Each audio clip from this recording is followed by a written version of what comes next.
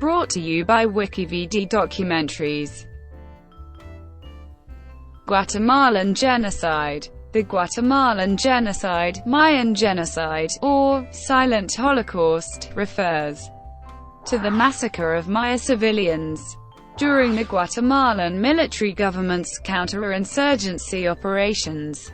Massacres, forced disappearances, torture and summary executions of guerrillas, and especially civilian collaborators, at the hands of US-backed security forces had been widespread since 1965, and was a long-standing policy of the military regime, which US officials were aware of. A report from 1984 discussed the murder of thousands by a military government that maintains its authority by terror. HRW have described extraordinarily cruel actions by the armed forces, mostly against unarmed civilians. The repression reached genocidal levels in the predominantly indigenous northern provinces, where the EGP guerrillas operated. There, the Guatemalan military viewed the Maya, traditionally seen as subhumans, as being supportive of the guerrillas and began a campaign of wholesale killings and disappearances of Mayan peasants. While massacres of indigenous peasants had occurred earlier in the war, the systematic use of terror against the indigenous population began around 1975 and peaked during the first half of the 1980s. The military had carried out 626 massacres against the Maya during the conflict. The Guatemalan army itself acknowledged destroying 440 Mayan villages between 1981 and 1983. During the most intense phase of the repression, in some municipalities such as Rabanal and Nebaj, at least one-third of the villages were evacuated or destroyed. A study by the Juvenile Division of the Supreme Court, sanctioned in March 1985, revealed that over 200,000 children had lost at least one parent in the killings, of whom 25% had lost both since 1980, meaning that between 45,000 and 60,000 adult Guatemalans were killed during the period from 1980 and 1985. This does not account for the fact that children were often primary targets in many village massacres.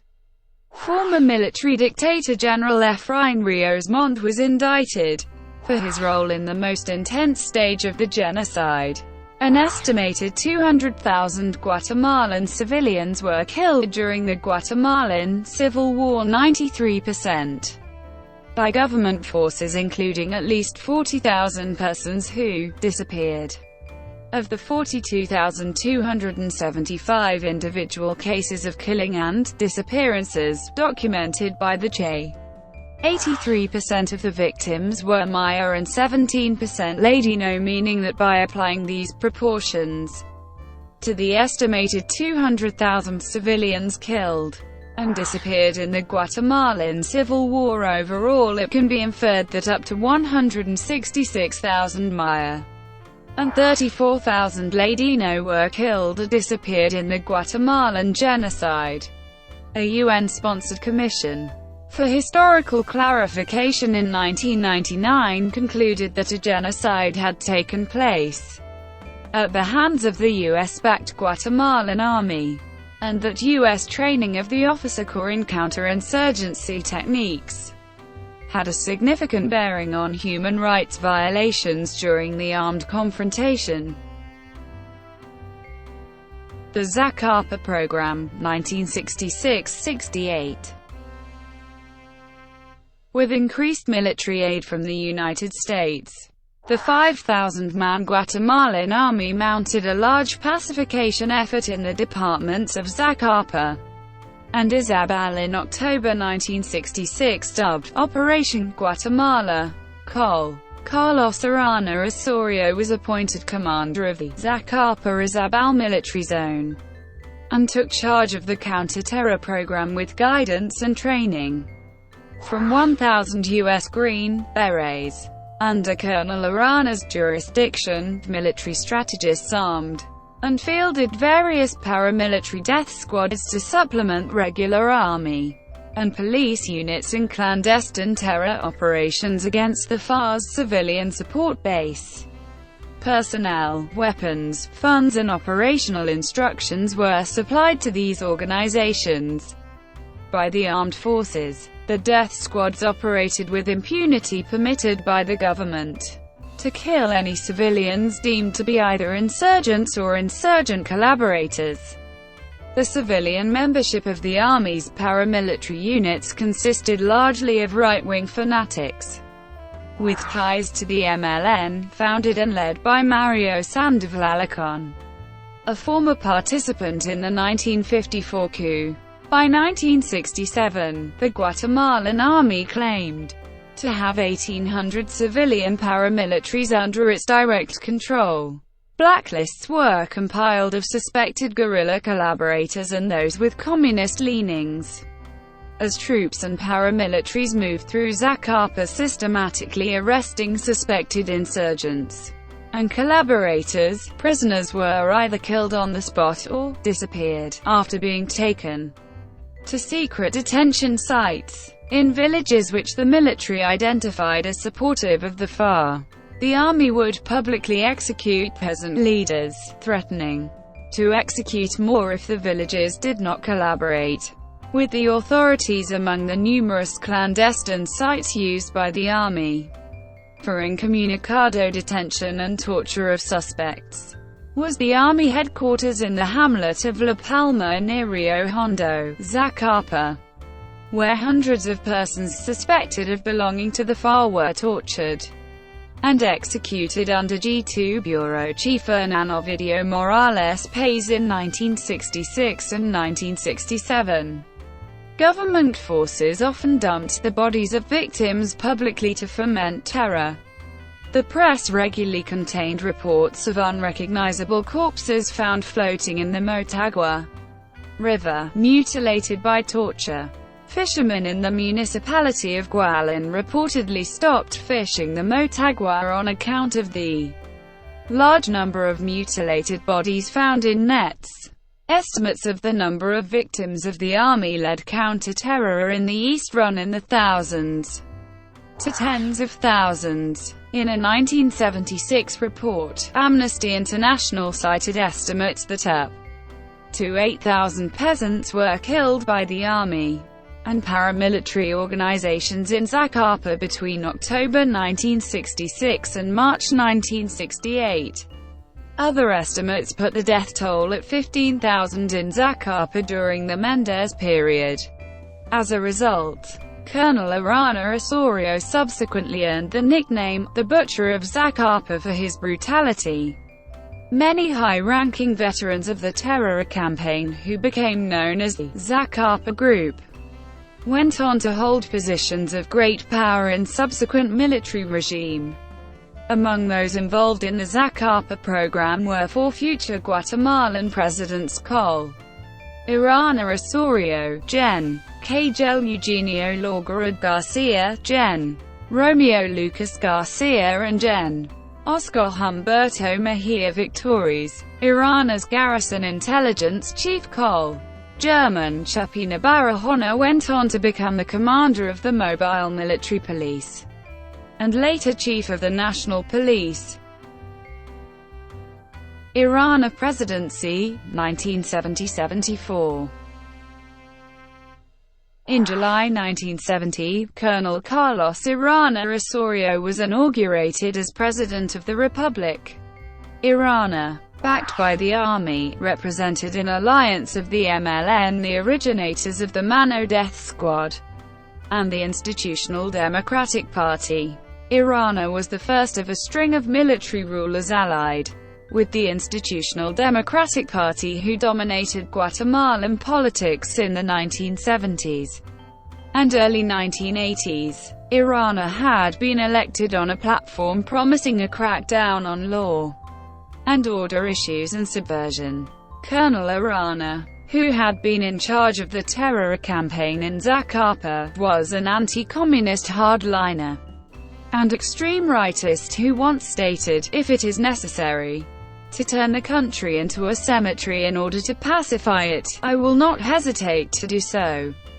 Despite minimal armed insurgent activity at the time, Arana declared a state of siege on 13 November 1970 and imposed a curfew from 9 p.m. to 5 a.m., during which time all vehicle and pedestrian traffic, including ambulances, fire engines, nurses, and physicians, were forbidden throughout the national territory. The siege was accompanied by a series of house-to-house searches by the police, which reportedly led to 1,600 detentions in the capital in the first 15 days of the state of siege. High government sources were cited at the time by foreign journalists as acknowledging 700 executions by security forces or paramilitary death squads in the first 2 months of the state of siege. This is corroborated by a January 1971 secret bulletin of the U.S. Defense Intelligence Agency detailing the elimination of hundreds of suspected terrorists and bandits in the Guatemalan countryside by the security forces.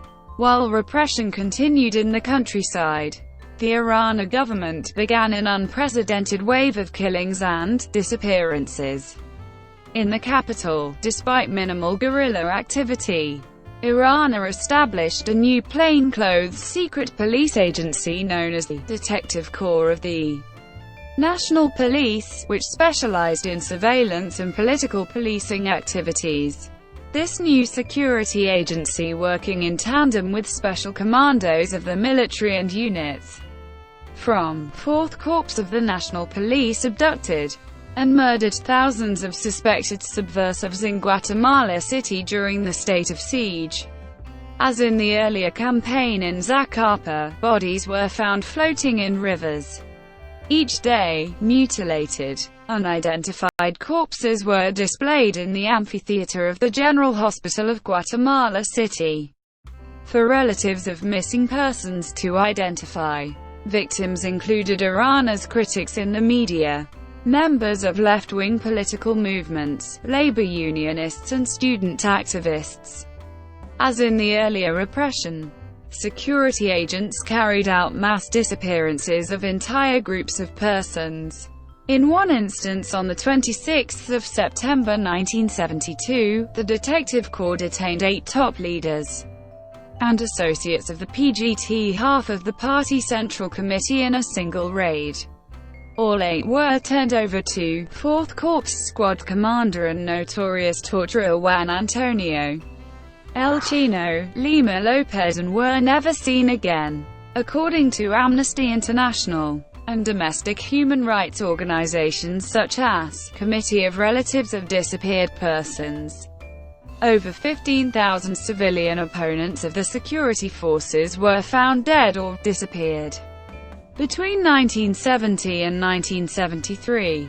The few survivors of political detention by the security forces described tortures such as suffocation with a rubber hood filled with insecticide. Many killings were attributed to groups such as the Ojo por Ojo, described in a U.S. State Department intelligence cable as a largely military membership with some civilian cooperation. Aside from targeting persons labeled as subversives and political foes, security forces also targeted common criminals under the guise of social cleansing groups such as the Avenging Vulture. Amnesty International mentioned Guatemala as one of several countries under a human rights state of emergency, while citing the high incidence of disappearances of Guatemalan citizens as a major and continuing problem in its 1972 1973 annual report. Overall, as many as 42,000 Guatemalan civilians were killed or disappeared between 1966 and 1973. Genocide under Rios Montt. In the remote Guatemalan highlands, where the military classified those most isolated as being more accessible to the guerrillas, It identified many villages and communities as red and targeted them for annihilation. This was especially true in El Quiche, where the army had a well-documented belief from the Benedicto Lucas period that the entire indigenous population of the Ixal area was pro-EGP. A major part of Rios Montt's pacification strategy in El Quiche was Operation Sophia, which began on 8 July 1982 on orders from Army Chief of Staff Héctor Mario López Fuentes. Operation Sophia was planned and executed by the 1st Battalion of the Guatemalan Airborne Troops, with the mission to exterminate the subversive elements in the area Quiche. During Rios Montt's tenure, the abuse of the civilian population by the army and the PACs reached unprecedented levels, even when compared to the army's conduct under Benedicto Lucas.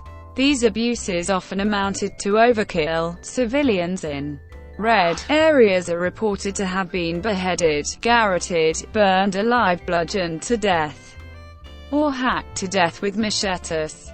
At least 250,000 children nationwide were estimated to have lost at least one parent to the violence. In El Quiche province alone, these children numbered 24,000. In many cases, the Guatemalan military specifically targeted children and the elderly. Soldiers were reported to have killed children in front of their parents by smashing their heads against trees and rocks. Amnesty International documented that the rate of rape of civilian women by the military increased. During this period, soldiers at times raped pregnant women. The Guatemalan military also employed pseudo-operations against the peasants, committing rapes and massacres while disguised as guerrillas. One example is the massacre of up to 300 civilians by government soldiers in the village of Las Doces on 7 December 1982. The abuses included burying some alive in the village well, killing infants by slamming their heads against walls, keeping young women alive to be raped over the course of 3 days.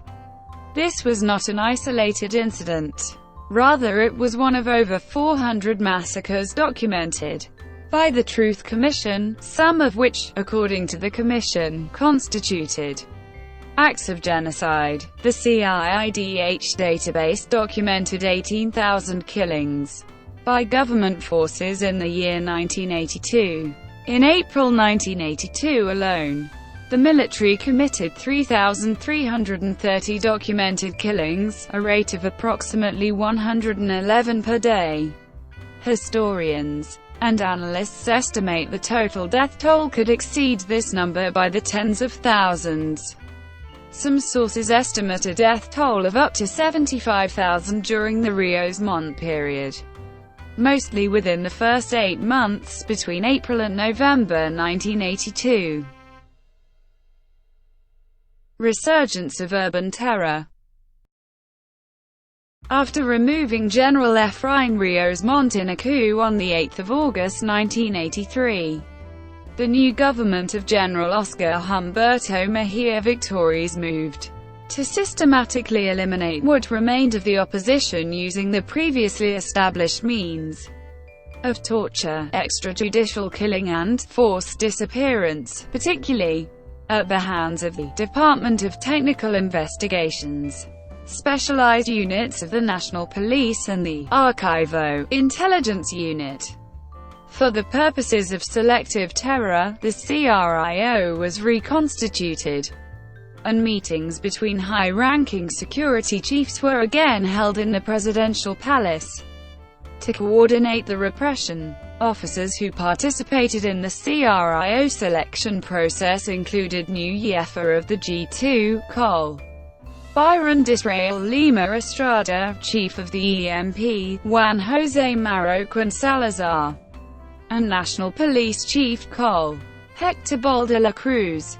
In Mejia Victoria's first full month in power, the number of documented monthly kidnappings jumped from 12 in August to 56 in September. The victims included a number of U.S. Agency for International Development employees, officials from moderate and leftist political parties, and Catholic priests. Intelligence was extracted through torture and used by the CRIO to coordinate joint military and police raids on suspected insurgent safe houses in which hundreds of individuals were captured and disappeared or found dead later. A special counterinsurgency unit of the National Police was activated under Col. Hector Bol de la Cruz, known as the Special Operations Brigade, which operated out of the 5th Police Precinct in Guatemala City. The BRO carried out the work of national police squads which had been disbanded under the previous government, such as the Commando 6, and was linked to dozens of documented forced disappearances. In a report to the United Nations, Guatemala's Human Rights Commission reported 713 extrajudicial killings and 506 disappearances of Guatemalans in the period from January to September 1984. A secret United States Department of Defense report from March 1986 noted that from the 8th of August 1983 to the 31st of December 1985, there were a total of 2,883 recorded kidnappings, and kidnappings averaged a total of 137 a month through 1984.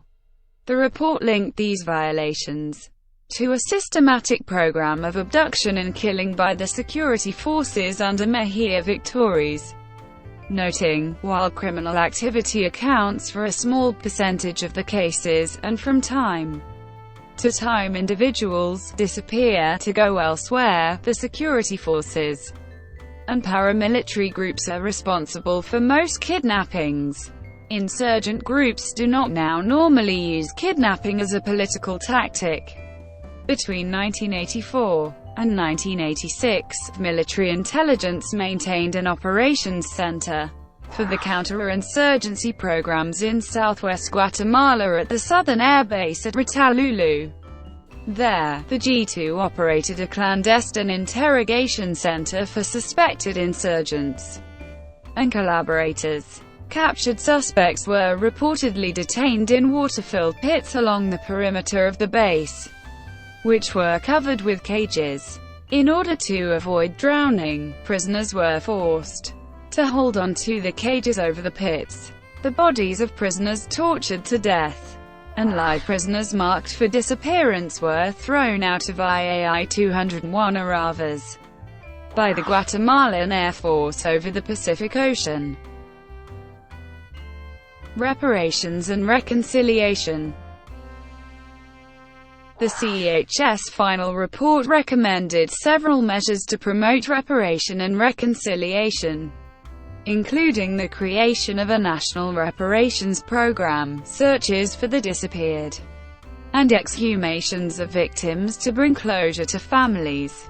The report also called for an official public apology from both the president and the ex-leadership of the URNG, the creation of monuments, a holiday to commemorate victims, and the widespread distribution of the report to educate about the war and promote a culture of mutual respect. The Che report advocated social and agrarian reform, specifically declaring the need to reform the judicial system and address racism and social inequality. Of these recommendations, only a few have been implemented by 2012. The National Reparations Program was created in 2003, mandated to focus on material restitution, economic restitution, cultural restitution, dignifying victims, and psychosocial reparations, according to the UN High Commission on Refugees. As of March 2012, 52,333 victims had been registered with the PNR, and of those, more than 24,000 victims and/or families had received monetary reparations for crimes including rape, torture, execution and forced disappearance. Some other measures such as naming streets after victims and creating a Day of Dignity to commemorate victims, have been instituted. PNR has primarily worked on economic reparation.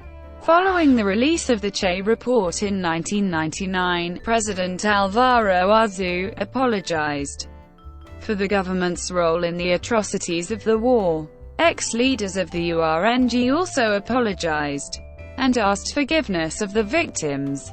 In 2012, President Otto Pérez Molina denied that there had been genocide in Guatemala, arguing that it was impossible as a large portion of the army was indigenous. The report was disseminated countrywide, but only parts of it were translated into Mayan languages. In addition, high rates of illiteracy have made it difficult for the general population to read the written report. Exhumations of victims have been pursued throughout Guatemala, providing some truth through discovery of bodies. Several NGOs have been created to provide psychological support to families witnessing an exhumation, and forensic groups have helped with identification of remains. This has provided both closure for some families as they locate loved ones, and potential evidence for future government prosecution of crimes. While Guatemala has achieved some forms of reparation, it faces significant instability and social inequality. Many of the estimated 1.5 million people displaced by the Civil War have remained displaced. 1 million people migrated to the United States. In addition, in 2005, there were 5,338 murders in a total population of 12 million. The high levels of violence and instability in Guatemala are exemplified by a clash between protesters and police in October 2012, when police opened fire on a group of protesting teachers, killing 7.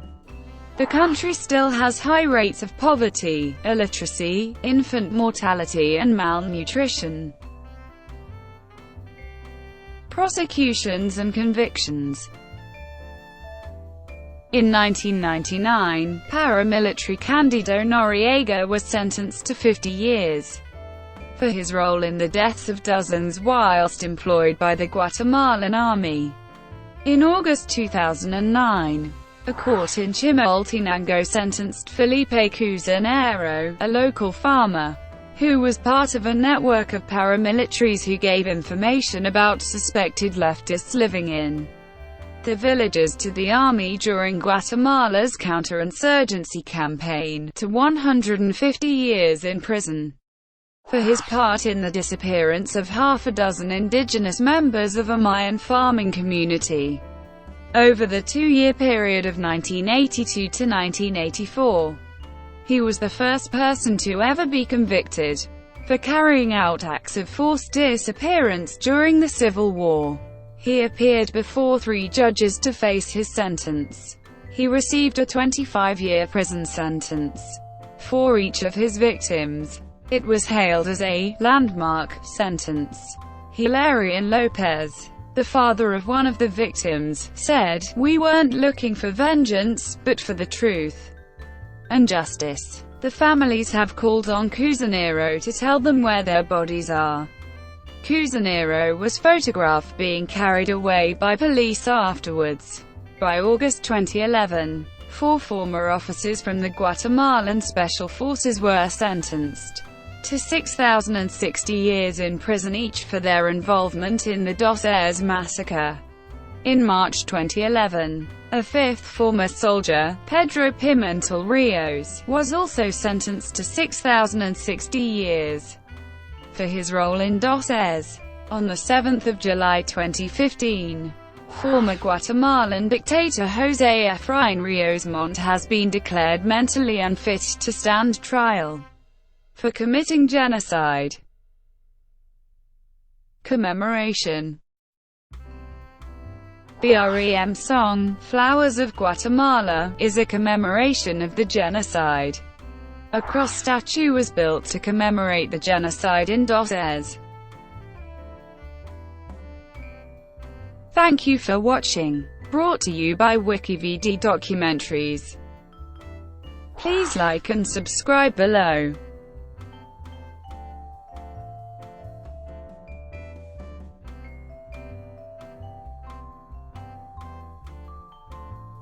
Please like and subscribe below.